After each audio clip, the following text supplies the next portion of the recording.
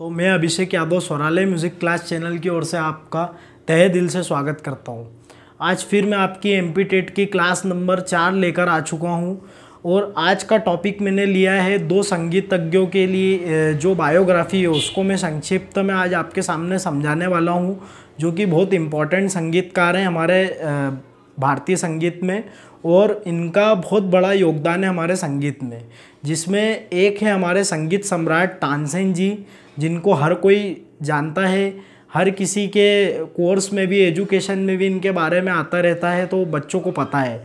और दूसरे हैं इनके गुरु स्वामी हरिदास जी। हरिदास जी के बारे में भी आपको मैं इस वीडियो में बताऊंगा। अब हम शुरू करते हैं आज का टॉपिक। तो आज का टॉपिक जैसा कि मैंने आपको बताया संगीत सम्राट तानसेन जी और स्वामी हरिदास जी की जो बायोग्राफी उनके बारे में आपको मैं थोड़ा सा शॉर्ट इंट्रोडक्शन में बताऊंगा। अच्छा, इसमें एग्ज़ाम में किस प्रकार से प्रश्न आएंगे और किस प्रकार से पूछा जाएगा वो भी मैं आपको इस वीडियो में कवर करूँगा। सबसे पहले हम बात करते हैं संगीत सम्राट तानसेन जी की। तो तानसेन जी का जो रियल नाम है वो है तन्ना मिश्र। आप याद रखिएगा, एग्ज़ाम में पूछा जा सकता है कि तानसेन जी का असली नाम क्या है, तो उनका असली नाम है तन्ना मिश्र। उनके बचपन के नाम की बात करें तो उनका बचपन का नाम था रामतनु, ये भी पूछा जाता है एग्ज़ाम में। उनका बर्थ कब हुआ? 1532 ईस्वी में उनका, मतलब 1532 ईस्वी में बेहर ग्राम में ग्वालियर में उनका जन्म हुआ। अच्छा, इनके जन्म और मृत्यु को लेकर दोनों के स्वामी हरिदास जी और तानसेन जी की जो जन्म मृत्यु जो भी हुई है इसको लेकर मतभेद है, क्योंकि उस समय ऐसा कुछ मतलब ग्रंथ उन चलते नहीं थे, तो पुराने जो विशेषज्ञ थे उनसे जानकारी ले लेके इन सब चीज़ों को जानकारी को इकट्ठा करके इनके बर्थ और मृत्यु के बारे में बताया गया। इसलिए ये सब कंफर्म नहीं रहता, लेकिन फिर भी हमको ये याद रखना है ताकि एग्ज़ाम में आ जाए तो हम उसका आंसर इस प्रकार से दे सकें। इनके फादर का नाम है मकरंद पांडे, ठीक है। इनके गुरु का नाम मैंने बता ही दिया आपको, स्वामी हरिदास जी इनके गुरु हैं, ठीक है, जिनसे इन्होंने 10 साल शिक्षा ली थी।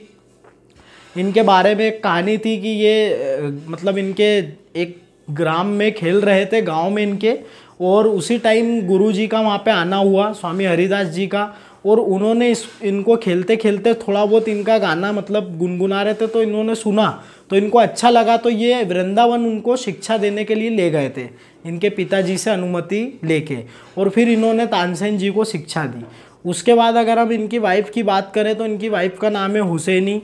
सन का नाम की बात करें तो इनके 4 सन हैं, 5 सन हैं टोटल। सूरज सेन, शरद सेन, तरंग सेन, बिलास खां और तानरंग खां जो है ज्येष्ठ पुत्र, मतलब बड़े पुत्र हैं इनके तानरंग खां। इनकी बेटी का नाम है सरस्वती, ठीक है। और दरबारी गायक हैं ये सर्वप्रथम जो दरबारी गायक रहे हैं वो रामचंद्र जी के यहाँ रहे हैं। रीवा नरेश थे रामचंद्र जी, तो उनके यहाँ ये सर्वप्रथम दरबारी गायक रहे हैं। और फिर जब अकबर ने इनको सुना वहाँ पे, तो अकबर जी को इन्होंने मतलब रामचंद्र जी ने तानसेन को अकबर जी को भेंट कर दिया। फिर अकबर के यहाँ पे ये दरबारी गायक हो गए और उनके नवरत्नों में भी इनका नाम है, ठीक है। फिर उसके बाद इनके राग निर्माण की बात करें तो इन्होंने ढेर सारे रागों का निर्माण करा है जो कि बहुत इंपॉर्टेंट राग होने, जैसे दरबारी कांगड़ा, मियाँ की सारंग, मियाँ की तोड़ी, मियाँ मल्हार। ये मियाँ इसलिए लगता था, जब भी मियाँ आ जाए मतलब समझ जाइए कि तानसेन जी की इजाद है मियाँ मल्हार। फिर मुल्तानी, भैरवी, यानी ये इस प्रकार से ही रागों की रचना करते थे, मुल्तानी, भैरवी। अब इसके बाद बात करें कि इन्होंने कौन कौन से वाद्यों का आविष्कार करा है। सुर बहार और रबाब, ये आप याद रखिएगा, एग्जाम में पूछा जा सकता है कि रबाब जो इंस्ट्रूमेंट है उसका आविष्कार किसने किया है, तो वो तानसेन जी ने किया है। सुर बहार का आविष्कार किसने किया, तो वो तानसेन जी ने किया है। इसी प्रकार से रागों का भी पूछा जा सकता है एग्जाम में, तो आप याद रखिएगा, बहुत इंपॉर्टेंट है। इनके ग्रंथों की बात करें तो श्री गणेश स्तोत्र इनका ग्रंथ है, एक रागमाला इनका ग्रंथ है और संगीत सार भी इनका ग्रंथ है। अब कई बार बच्चे कंफ्यूज हो जाते हैं, एक संगीत समय सार करके भी ग्रंथ है जो लिखा गया पार्श्वदेव जी द्वारा, तो उसमें कंफ्यूज मत होइएगा, ये संगीत सार है, वो संगीत समय सार है, इसलिए कंफ्यूज मत होइएगा। रागमाला की बात करें तो रागमाला एक ग्रंथ है, रागमाला पुंडरीक जी ने भी लिखा है, तो कभी थोड़ा सा आ जाए तो इस चीज़ को ज़रा संभल के और अच्छे से इसका आंसर दीजिएगा। पहली बात तो ऐसा प्रश्न नहीं आएगा कि जिसमें तानसेन जी भी ऑप्शन में और पुंडरीक जी भी और रागमाला पूछ ले, या तो वो पुंडरीक जी पूछेंगे, अगर तानसेन जी का नहीं दे रखा ऑप्शन में तो आप पुंडरीक जी लगाइएगा, क्योंकि रागमाला के रचयिता पुंडरीक जी भी हैं, वो दूसरी रागमाला है। और ये रागमाला जो उन्होंने रची थी वो किसने रची थी? तानसेन जी ने। तो कभी पुंडरीक जी नहीं आए तो आप तानसेन जी लगाइएगा। ये कुछ बेसिक जानकारी जो मैं आपको बता रहा हूँ। अब इम्पॉर्टेंट पॉइंट मैंने यहाँ पे हाईलाइट किए हैं स्टार में, तो ये आप ध्यान रखिएगा। सबसे पहला पॉइंट है बेजू बावरा ने तानसेन को हराया।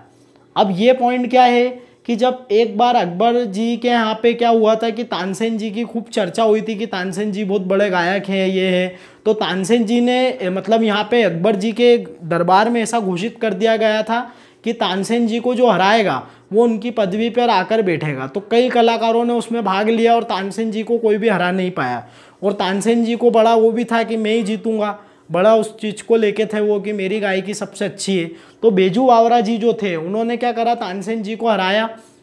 और जब इनको सम्मान इनका हटाने की बात करी तो बेजू बावरा जी भी किनके शिष्य थे? स्वामी हरिदास जी के शिष्य थे। उन्होंने भी यही समझा कि ये मेरे गुरु भाई हैं और उनको अकबर जी को आश्वासन दिया कि हम दोनों आपके दरबार में काम करेंगे, लेकिन आप तानसेन जी को हटाइए मत, उनका भी गाना बहुत अच्छा है, ऐसा कुछ नहीं है। तो इस प्रकार से इनका हुआ था, बेजू बावरा ने तानसेन को हराया। तो ये एग्जाम में पूछा जा सकता है तानसेन को किसने हराया, ऑप्शन अलग अलग दे देंगे तो उसमें बेजू बावरा आपका आंसर होगा। तानसेन समारोह हर साल ऑर्गेनाइज किया जाता है दिसंबर में, 4 दिवसीय ये तानसेन समारोह रहता है। और इसकी शुरुआत हुई थी 1924 में, 1924 में इसकी शुरुआत हुई थी। और इसका अलंकरण कब हुआ था? 1980 में।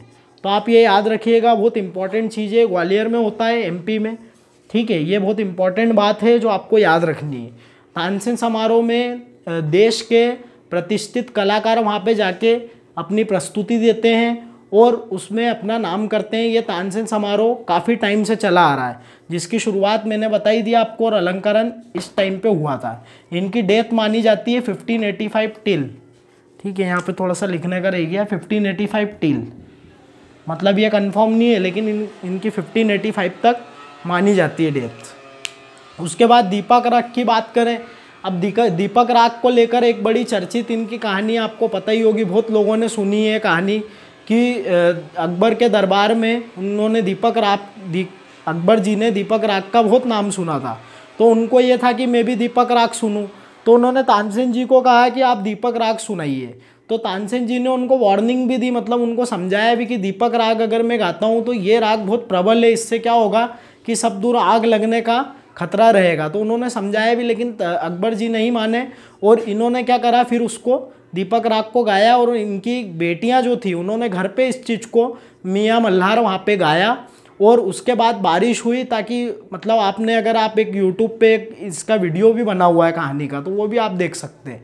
तो फिर इनको आग वहाँ पे बुझ गई और इस प्रकार से इनका पूरा मतलब उस टाइम पे कुछ भी ऐसा नुकसान नहीं हुआ। लेकिन दीपक राग का इन्होंने, तो दीपक राग बहुत चर्चित राग रहा है और दीपक राग के आविष्कारक हैं लॉर्ड शिव, यानी भगवान शिव। तो आप ये याद रखिएगा, एग्जाम में पूछा जा सकता है कि दीपक राग के आविष्कारक कौन है। अब एक और इम्पॉर्टेंट बात है कि सर्वप्रथम तानसेन सम्मान किसको मिला है, तो अब्दुल हलीम जफ़र जी जो है उनको सबसे पहला तानसेन सम्मान मिला है। ये भी आप याद रखिएगा, ये इंपॉर्टेंट कुछ पॉइंट है। इसके बाद हम इनके गुरु की बात करते हैं, स्वामी हरिदास जी। ये भी एक बहुत इंपॉर्टेंट नाम है हमारे संगीत में। अच्छा, जो भी मैं आपको यहाँ पे टॉपिक करा रहा हूँ, ये बायोग्राफी करा रहा हूँ, तो ये आपके एमपी टेट के सिलेबस का ही है। आप देख सकते हैं जाके, अगर मैं कुछ अलग करा रहा हूँ तो ये पूरा आपके एमपी टेट के सिलेबस का ही है। और ये जितने भी म्यूज़िक एग्ज़ाम है सब में काम आएगा। मैंने केवीएस के भी जितने भी टॉपिक पढ़ाए हैं, अभी आप लोगों ने उनको देखा नहीं है जाके, मैं आपसे रिक्वेस्ट करता हूँ कि उनको जाके देखिए, मेरे पुराने वीडियोस। उनको जब आप जाके देखेंगे तो आप सोचेंगे ये तो एमपी टेट का ही सिलेबस का है। तो बहुत सारे इसमें ऐसे टॉपिक है, जैसे स्वर लिपि का हो गया, गमक का हो गया, जाति के लक्षण हो गए, ये सब आपको एमपी टेट के सिलेबस में भी है। और वो मैंने केवीएस के उसमें भी कराए थे। तो उसमें भले ही वीडियो के थंबनेल में केवीएस है, लेकिन आप जाके तो देखिए, उसको देखेंगे तो आपका सिलेबस उसमें काफ़ी कवर होगा। इसलिए मैं कुछ वीडियो थोड़ा धीरे धीरे भी ला रहा हूँ, ताकि आपको अच्छे से अच्छा नया टॉपिक करा सकूँ, क्योंकि पुराने टॉपिक में बहुत सारे करा चुका हूँ। इसके बाद हम स्वामी हरिदास जी की बात करें तो इनका जन्म कब हुआ था? 1512 ईस्वी। कुछ विद्वान लोगों ने इनका जन्म 1400 से 1500 के बीच में, समथिंग 1480 तक भी मानते हैं। तो आप ये याद रखिएगा, कुछ अलग अलग इनके मत हैं विद्वानों के। तो इनका जन्म हुआ था अलीगढ़ यूपी में। इनके फादर का नाम सौदी था और मदर का नाम गंगा था। ठीक है, कुछ विद्वानों ने इनकी मदर का नाम चित्रा देवी भी बताया है। तो आप याद रखिएगा, अलग अलग नाम हैं। अब वो क्या है कि उस टाइम इतना कोई इन्फॉर्मेशन का कुछ ऐसा कोई सोशल मीडिया ये तो था नहीं, उस समय बहुत पुरानी बातें हैं, कोई ग्रंथ भी नहीं हुआ करते थे। तो उस समय जिसको जैसा पता था उन्होंने उस हिसाब से इसकी इन्फॉर्मेशन दी है। अब स्वामी हरिदास जी की बात करें तो ये एक स्पिरिचुअल गुरु भी थे। ठीक है, कवि भी थे बहुत अच्छे, और कृष्ण भगवान के बहुत बड़े भक्त थे ये। जब आप इनके फ़ोटो देखेंगे तो उसमें आपको पता चलेगा कि कृष्ण और राधा की कितनी भक्ति थी इनके अंदर। और राधा जी के ऊपर इन्होंने कई सारी कंपोजिशन करी है, तो आप वो ठीक है। अब इसके आगे की बात करें तो शिष्य इनके कौन कौन है? बेजू बावरा, तानसेन, मदन रॉय, फिर उसके बाद रामदास, दिवाकर पंडित, सोमनाथ पंडित और राजा शोरसेन। तो ये सब इनके क्या है? शिष्य। एग्जाम में पूछा जा सकता है कि राजा शोरसेन किसके शिष्य, और नाम दे देंगे 3-4, तो आपको याद होना चाहिए कि स्वामी हरिदास जी के ये शिष्य, तानसेन जी इनके शिष्य। तो ये सब इंपॉर्टेंट बातें हैं, ये आपको याद रखनी है। इन्होंने कितने पदों की रचना की? 128 पदों की इन्होंने रचना की है। तो ये आप याद रखिएगा, भूलिएगा नहीं। तो जैसा कि मैंने आपको बताया कि इन्होंने 128 पदों की रचना की है, तो ये आप याद रखिएगा। अच्छा, ये प्रवर्तक है सखी संप्रदाय के और हरिदास संप्रदाय के ये प्रवर्तक है।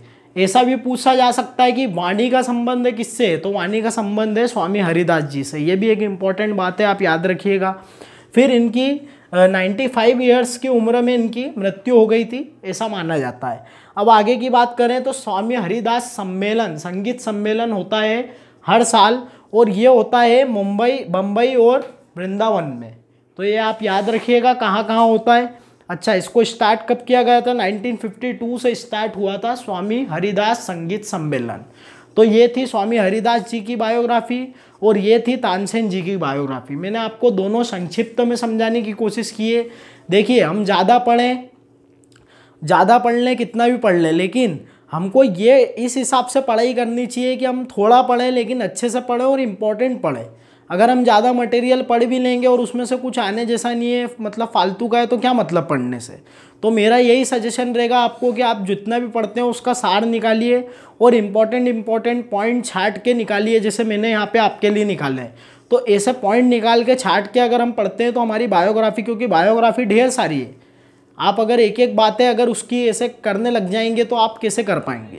मेनली पूछा जाता है जन्म, और ये सब बातें ज़्यादा पूछी जाती है जन्म के बारे में, या वो कितना फेमस है आर्टिस्ट, तो उस हिसाब से उसके बारे में ज़्यादा पूछा जाता है।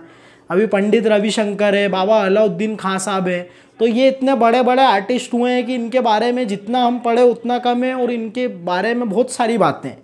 अभी ये तो मैंने एक मतलब नॉर्मल लिया है। तो अगर आपको मेरी क्लासेस अच्छी लगती हों और मैं ऐसा लगता हो कि मैं आपको दिल से पढ़ाता हूँ और दिल से आवाज़ आए, तो मेरा चैनल लाइक, सब्सक्राइब और शेयर ज़रूर कीजिएगा। इसके अलावा मैं बात करूँ थोड़ा सा, मैंने टेलीग्राम के बारे में आपको पहले भी बताया था, मैं फिर बता देता हूँ कि आज की तारीख में 300 मेंबर्स टेलीग्राम पे जुड़ चुके हैं। वहाँ मैं डेली 5 MCQ कराता हूँ, तो आप उस चीज़ का लाभ उठाएं। सभी लाभ उठा रहे हैं उस चीज़ का, तो आप डेली उस पर जाके प्रैक्टिस कर सकते हैं, वो उसका कोई चार्जेस नहीं है। इसके अलावा मैंने पहले भी आपको स्पेशल क्लासेस के बारे में मेरे बताया था कि मेरी हर एक स्पेशल क्लास आपको 100 रुपीज़ की पड़ेगी। अगर आप ख़रीदना चाहते हैं तो आप मुझसे कांटेक्ट कर सकते हैं, कांटेक्ट नंबर मैंने डिस्क्रिप्शन में दे दिया है। और इसके अलावा मैंने आपको बताया था कि टॉप 150 क्वेश्चंस के बारे में, 60 क्वेश्चंस के बारे में, कि जो मैं अगर 60 क्वेश्चंस आप लेते हैं तो वो आपको 50 रुपीज़ में पड़ेंगे प्रैक्टिस सेट के। अगर आप डेली प्रैक्टिस करना चाहते हैं तो वो भी आप ले सकते हैं। हर बार आप लेंगे तो मैं उस हिसाब से सोचूंगा कि आपके लिए और इम्पोर्टेंट लेकर आऊँ। अभी एक व्यूअर ने कमेंट करा था कि आप सर MCQ की क्लास लेकर आएँ, तो उसके लिए भी मैं काम कर रहा हूँ और आपके लिए बेस्ट से बेस्ट MCQ मैं आपके लिए लेकर आऊँगा। अभी इस बार तो थोड़ा सा लेट हो गया मैं लाने में, लेकिन अब ज़रूर क्योंकि क्लास ज़रूर मैं लेकर आऊँगा। इसके अलावा मैं बात करूं तो मैंने जितने भी वीडियोस बनाए हैं उनको थोड़ा सा देखिए जाके मेरी क्लासेस को। जैसे तालों के ऊपर भी मैं बना चुका हूं, रागों के ऊपर भी बना चुका हूं। मैं डिस्क्रिप्शन में तालों और रागों वाले वीडियो का लिंक भी दे दूंगा, ठीक है। बहुत सारे व्यूअर्स उसको देख रहे हैं, तो आप भी उस चीज़ को देखिए और उस चीज़ का फ़ायदा उठाइए आपके MP टेट के लिए। क्योंकि अब ये जो समय है, आपकी मेहनत आपकी रंग तभी लाएगी जब आप उसमें मेहनत करेंगे और उसको समझेंगे, क्योंकि अभी अगर आपकी ये चले गई वैकेंसीज तो फिर इसका बाद में आपका आना या नहीं आना कुछ कह नहीं सकते। इसलिए आप अभी मेहनत करिए तो आपको अच्छा रहेगा आगे चल के। चलिए, अब आपको अगर मेरा वीडियो अच्छा लगा और दिल से आवाज़ आए तो जैसा कि मैंने पहले आपको बताया, चैनल लाइक, सब्सक्राइब और शेयर ज़रूर कीजिएगा। जय Shri Ram. Thank you so much.